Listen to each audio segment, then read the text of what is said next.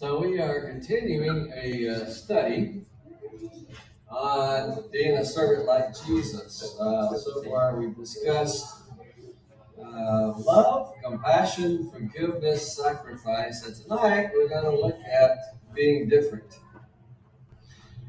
Well, I hope it's not that on this side. Okay, so this slide says. What does it mean to be different? Not the same. Not like everyone else. Not like everyone else? Not the same?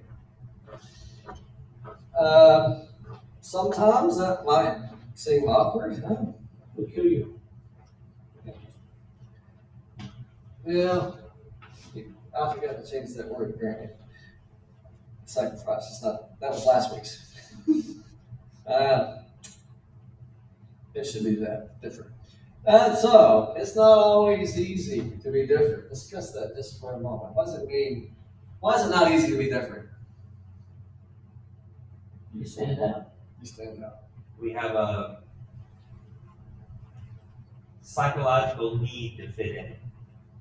And when we're different, we don't quite fit in as we like. How does it make us feel? I'm okay with it. What did you say? I said I'm okay with it. Oh, you're okay with it. Okay, you're right. Yeah, you are different. Just kidding. Just kidding. I was just going to say that I think there's an old TV show called Different Strokes. Right. And it was very strange for an old white man to have a daughter that was white, and then they adopted two black kids. Right. And it was called Different Strokes because it was trying to understand how difficult things can be in relationships. And so in our relationship to Christ, we are told to stand out. We are told to be different. We are told to be a unique new creature. And sometimes, just as it was for those kids, I know that was just a TV show, but that was always a sudden shock to other families who come and meet them and say, oh, you're different. And that's the way it should be, I think, for us, when people meet us. Right. Ooh, you're different. Okay, I'll shut up now. Fun. I like comments. Okay. Peer pressure, it's not just a team thing, is it? You ever feel that way? Peer pressure? And that happens in any group, right? It doesn't matter if it's a bunch of ladies, a bunch of men, a bunch of, workers, whatever the case is, peer pressure is kind of a real thing. Because, as we've already discussed, one of the goals of, humankind is to fit into a group. If you come to it in a group and you have a specific thing to do, such as, you are going to work on a project together, and the part of the project at the beginning is getting ideas together.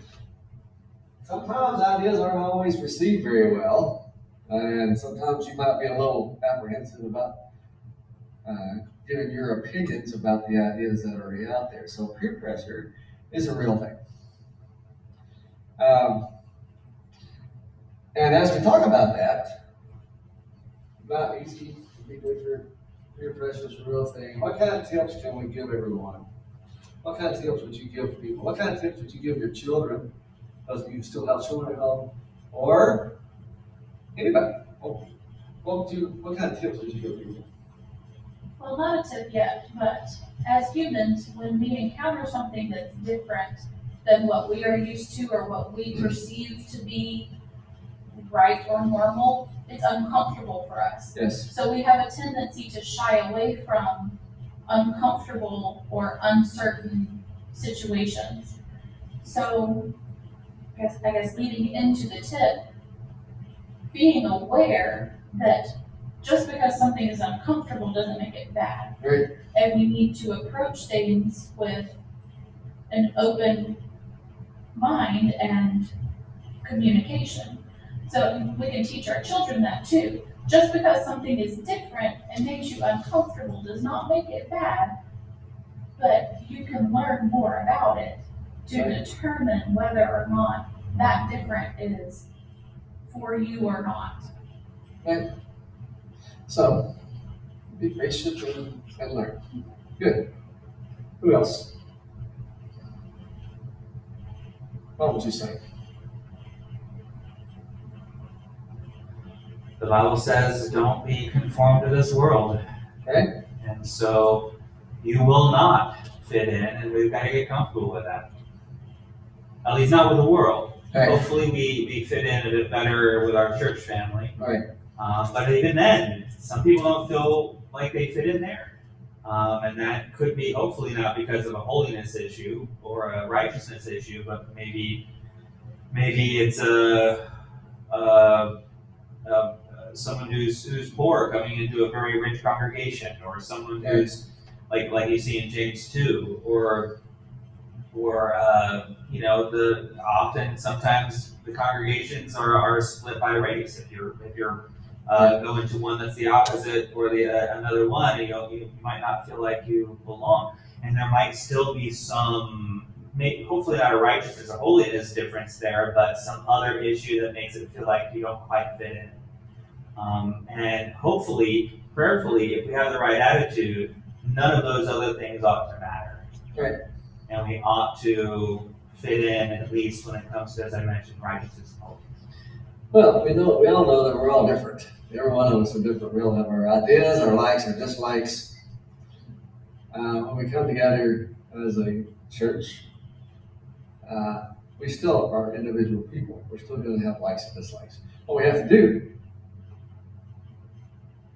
is learn to still be different, I guess, but learn how to get along with everyone, right? Learn how to let those differences, don't let those things drive you all when you have a common goal like in church, I'm saying. But if you're out in the world, yes, you got to be able to show that you're different. You don't have to say that, ever. Just one of the other things which I need to learn daily, I don't always follow this, I skipped it about the give. Okay. But the Bible tells us to be quick to listen, Right. slow to speak. If we don't understand something because somebody else is different, sometimes we need to take the time and take a deep breath and say, okay, let me hear you. Sometimes, and somebody could probably give a better definition, you can hear and you can listen. You might hear what somebody's saying, but are you listening to what they're saying? And even in today's world, it's much more important to take your time, because we communicate more than just speaking. We may, like if I send you a text, I may say, hey, how's your day going? That may be how I meant it, but you may hear it as, what's he care want to know what my day is going about? You know, so and like I said, when I give that tip, I need to take it more for myself as much as anybody else, because listening will help us so much more and get along, and both sides can be heard. It makes good sense. If we're going to be different, as a tip, we need to be different for the right reason and not just, for the sake of being different. Paul said that he adjusted himself, this is paraphrasing, he became his own man, that he might win some. Right. So he adjusted himself to meet the difference of other individuals that he was in contact with, so that he might win them. And we have the same, not that we should go have a beer with someone or go, sit down and join in the dirty joking and things of that nature, but we have an obligation to adjust ourselves also to win some. Right. Being different doesn't necessarily mean you are equal to being difficult to get along with. Right. And 1 Timothy 2, it talks about modest apparel. We often think of that as wearing enough clothes, whereas back then they likely were referring to not wearing too much, like not wearing.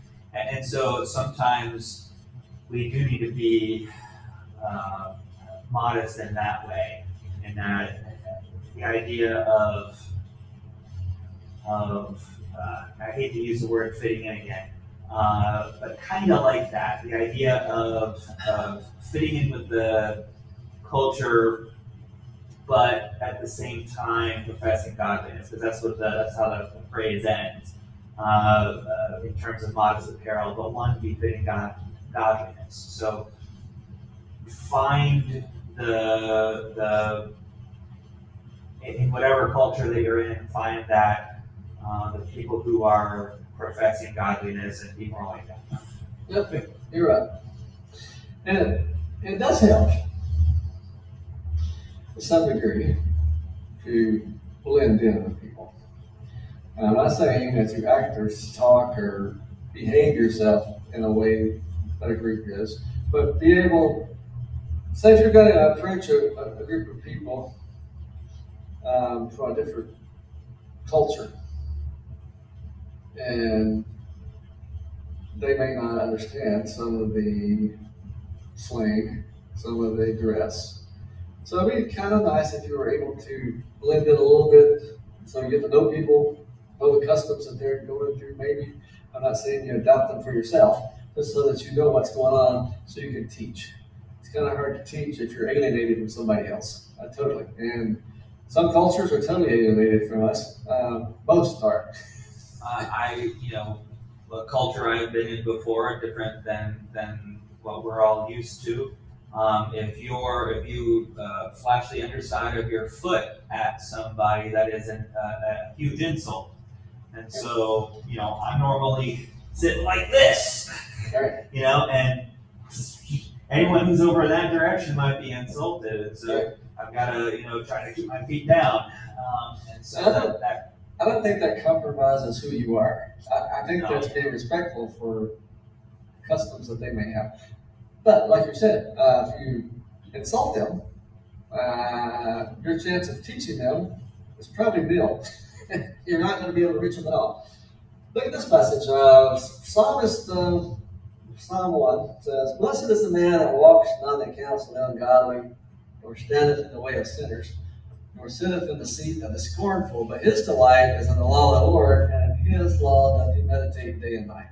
And he shall be like a tree planted by the rivers of water, that bringeth forth his fruit in his season. His leaf also shall not wither, and whatsoever he doth shall prosper. The ungodly are not so, but they are like the shaft which the wind draweth away. Therefore the ungodly shall not stand in the judgment, nor the sinner in the congregation of the righteous. For the Lord knoweth the way of the righteous, but the way of the ungodly shall perish." These two groups of people are totally opposed. They're totally different from each other. And God recognizes one and not the other. Right? The last verse says, "He knoweth the way of the righteous." If we're trying to be a righteous person today, walking the steps that we should be as Christians, walking the way of God, then God should know our way. We should know about God and strive to serve Him. He says the way of the ungodly shall perish. Some people today don't want to talk about absolutes, right? You start talking about absolute truth and absolute falsehood or whatever, they get somewhat offended because they say something like, "That's your truth. That's what you believe." Well, sometimes our belief is our belief. Sometimes we may have read a passage of Scripture and have a belief about it. And it may mean that we need to go back and reread that verse. Maybe we've learned it, or over the years we've memorized it wrongly. Or maybe after hearing someone explain it, maybe you might say, "Well, maybe I've looked at that wrong for a while." But I forgot what I was saying. Okay. But God knows who the people that are His are. Does that make sense? God knows who we are. He knows everybody. But in the end, those that do not know, do not want to know, have not known God, will perish. As said by the psalmist a long, long time ago. It is an absolute truth. we as Christians know that the truth is true. It's not mine, it's not yours, it's God's.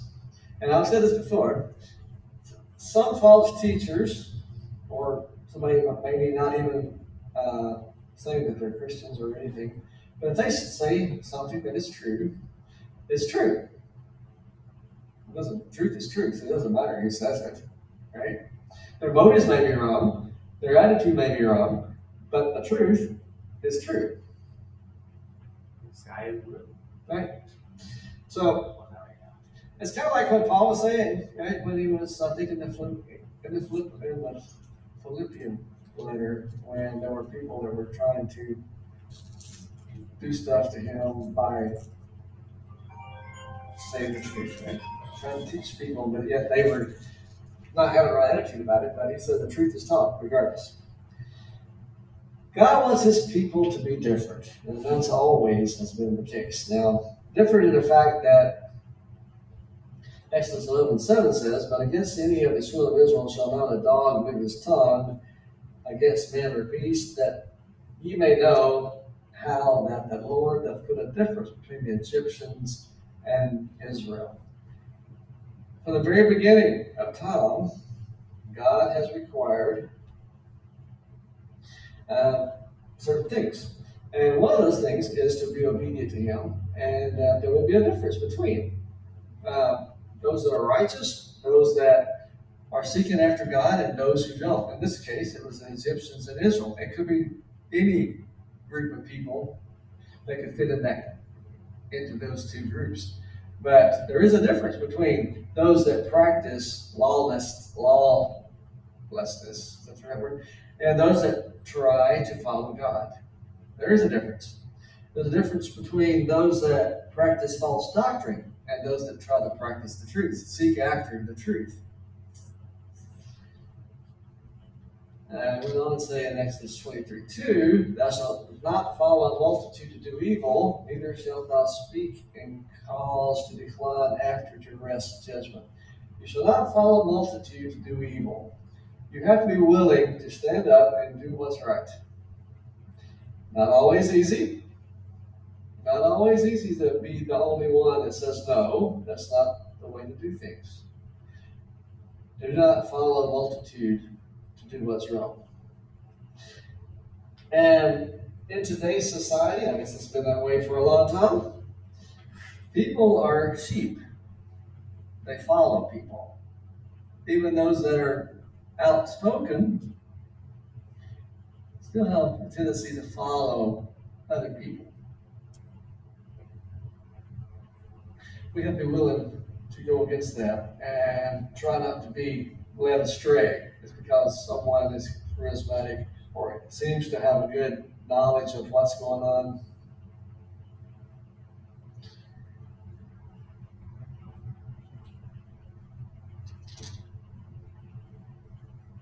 Okay. Let's see, Matthew 5, verses 38 to 48. Can someone read that for us? Matthew 5, 38 to 48.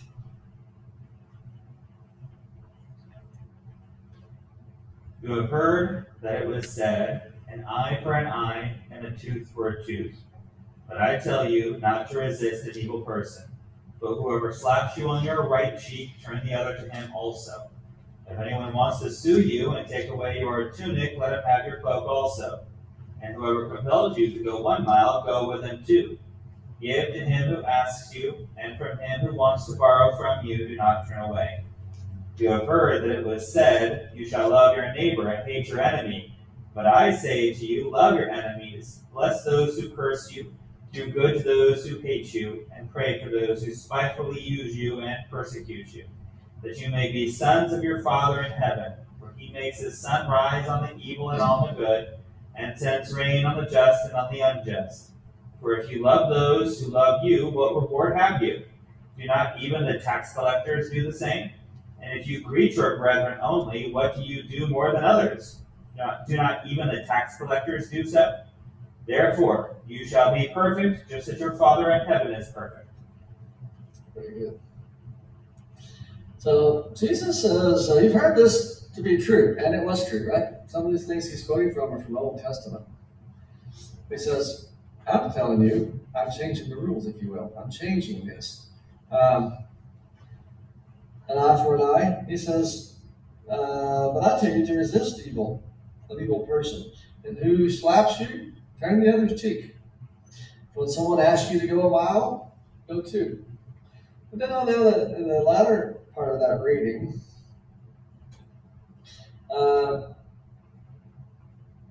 he says, if you love only those who love you, what reward have you? If you only love those who do good to you, if you treat those nice, only those who treat you nice, what have you in return? What have you gained? Nothing.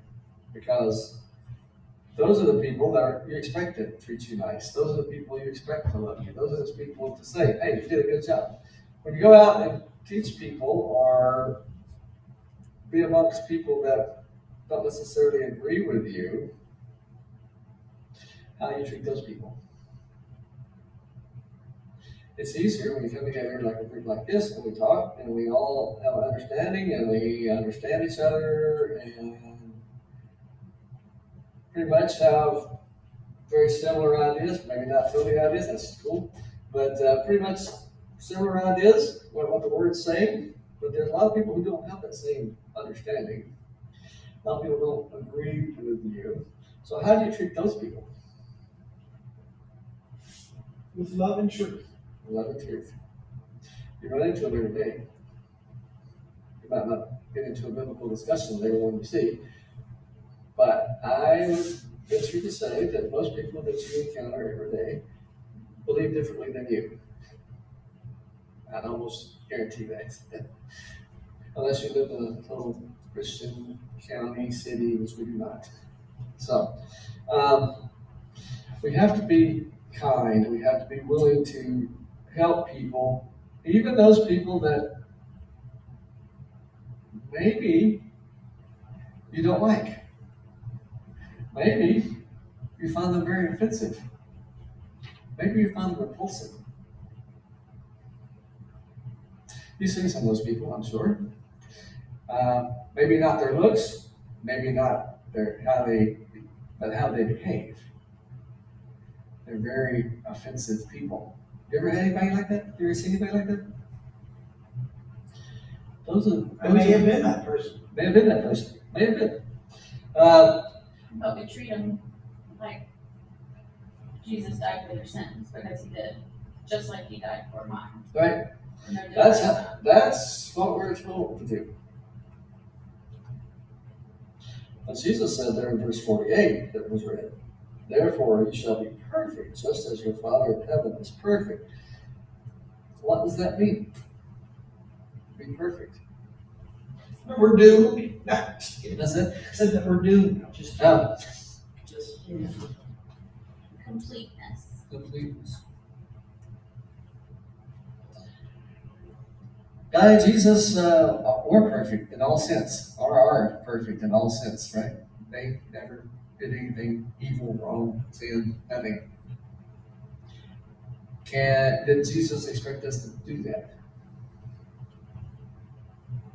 Continually strive for it, Yes. with the knowledge that we cannot obtain it the way he did on this earth.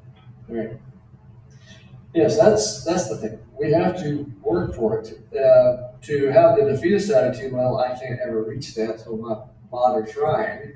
I'll just live the way I want and see what happens. And then that kind of attitude, we know what's going to happen.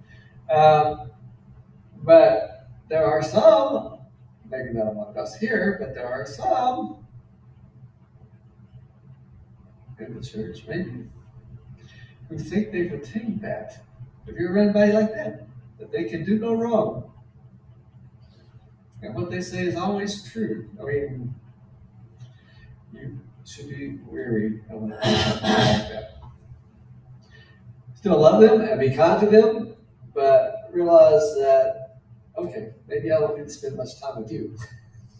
Because I know I'm not that way. All right.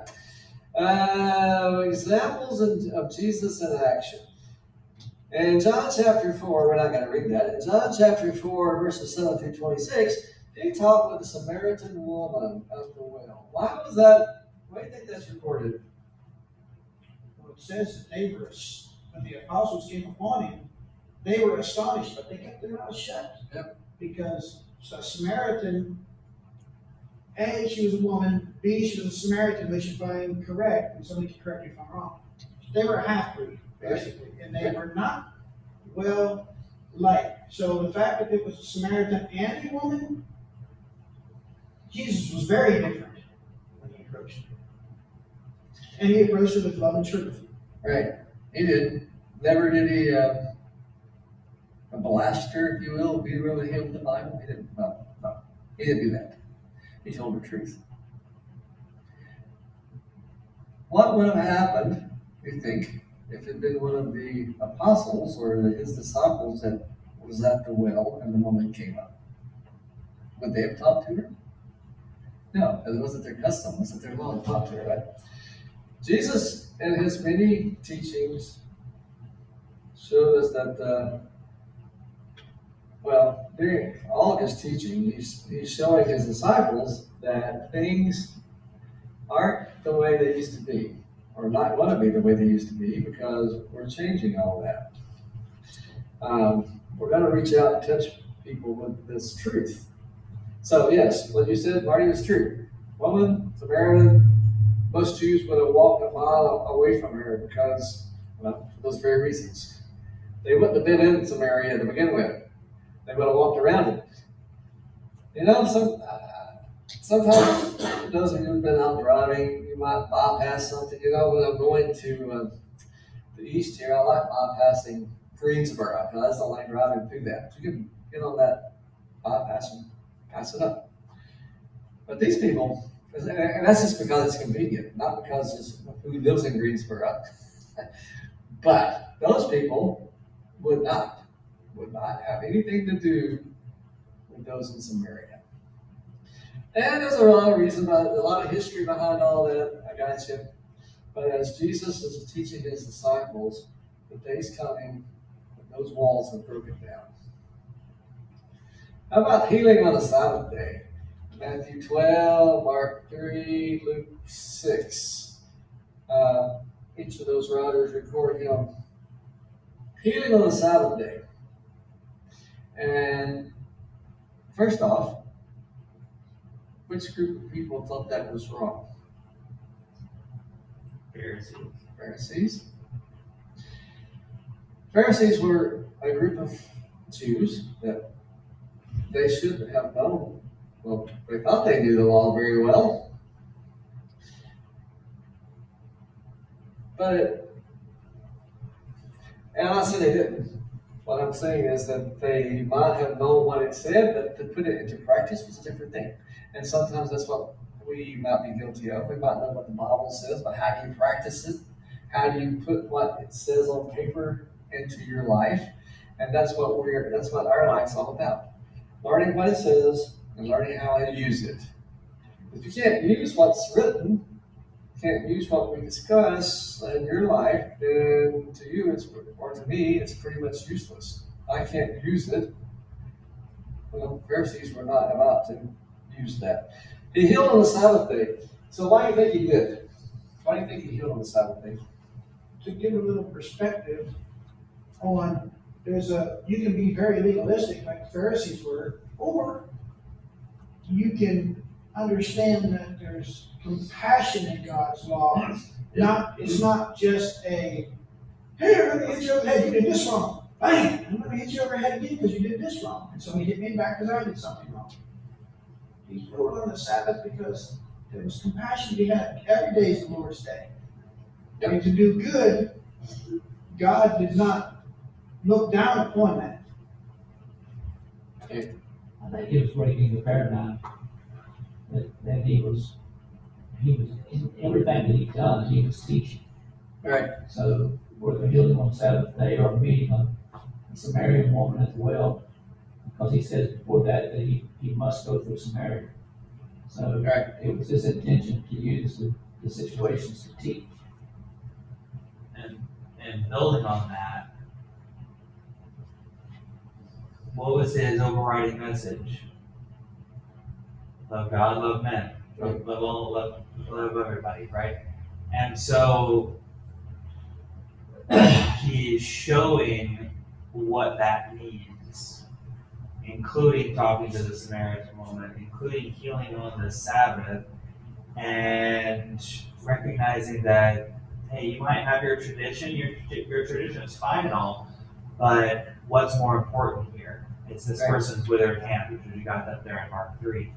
It's this person's sickness or whatever they've got going on. This needs to be tended to, this needs to be looked after. And so they did. Jesus did, showing that principle, showing that their traditions do not trump what is right and what is good. And he said something about, I think, who of you, if you had an oxen stuck in a ditch, right? Would you not pull him out of the ditch on the seventh day? I mean, that's work. But you're going to lay there in a ditch and die? You pull him out. So, as a person or doing other good deeds, not as important as your oxen or your donkey. The parable he told about the Good Samaritan kind of goes along the same lines as the Samaritan woman, the same kind of respect. At least some way. Recorded in Luke chapter 10. Again, the person and main character of the story is a Samaritan and a Jewish person that was injured. And how the Good Samaritan took care of it when the other people who saw and had the opportunity did not. They were concerned about being legal, maybe, because one, they might could tell. I guess they could look and see this Samaritan. Maybe he looked different, but he was dirty and he was injured, and they weren't going to get their hands dirty. They didn't want to be unclean. It might be unclean. And to be unclean, well, you couldn't worship, right? You couldn't do what some of the things required of you, but you could always get clean after a certain period of time or whatever it was required to do. And so you'd rather see a person just bleed to death over there because you didn't want to get your hands dirty. And sometimes maybe that's us. It's hard today. It's hard today. The last couple of days we've been, we were in Asheville yesterday. We were in somewhere else the day before. No, maybe we're in. But the gals with the signs, help me, I need help. I'm struggling. It's hard to pass people up. And I'm sure all of you probably have helped people from time to time, just like that. But the question is, are you really helping them? When you give them money, if that's what you give them, most of them want money. When I was much younger, I'll tell you a story.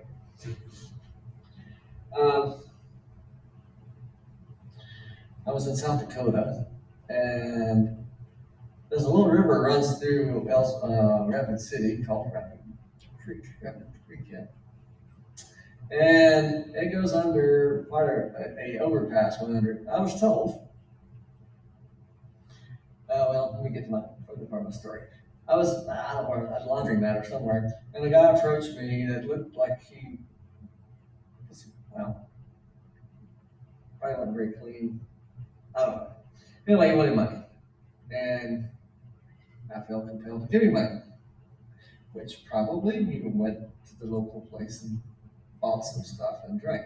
I was telling a story, I guess, at work, and one of the guys said, under that overpass, if you look down in that water, you'll see cans of Lysol spray. These guys, and where we were, there was a lot of Native Americans, and unfortunately, a lot of them had a drinking problem, and I couldn't afford alcohol, so they would get Lysol spray cans, a 2-liter drink of some sort, 7-Up, spray the Lysol into the can, then into the 2-liter, and there you go, you got your alcohol. And so I happened to be at that particular spot one day, and sure enough, there was all the Lysol cans under that overpass. Really? Did that hard up. So today it's kind of hard. Wanting to help people, but I don't know if you're really helping them if you give them money. You know, I can tell you other examples where Angela is much better at it than I because she dealt with a lot of people that had all kinds of sob stories. Not that they're not, some of those stories are probably true, or part of their stories are probably true. But the stories you hear, I think are fabricated in a lot of times. Well, can I give you the other side of the coin? Yes, sir? Because you're hitting close to home for me. This is what I try to do daily. But way back when I was a young fella, Yep. I just started work on a new job, and I was in Quakertown, Pennsylvania. And I had to do my laundry at night. So about 10:30, 11 o'clock, I'm coming back home. I'm staying in a camper that the company had rented for me. And as I'm going along, I see a man hitchhiking. And I'm going to pass him by because he didn't look like somebody I wanted to pick up. Right. But then he had a woman with him. But that still didn't change my mind. I'm getting closer to him, then I see a little kid. I stop. I pick him up. His name is Walter Wisniewski. And he is a member of the Hells Angels. He looks like the worst person you'd want to meet in a back alley. But I took him home. They lived in a place about the size of, I had one more chair over there with these four, and maybe 3 of these pews wide, or chairs. Anyways, I asked him, Walter, if he'd like to go fishing. He said, sure. So the next day, I picked him up at his house, so as it was, and I took him fishing. We didn't catch many fish that day, but I offered him a job. 2 years later, moved that man out of that place into a 5-bedroom house. Was there for the birth of 2 of his children. Now, this man drank before when I met him. I'm quite sure he probably partook in some other things. But God will be there for a reason. Yep. And I got one funny part to tell of the story. His last name was Wisniewski.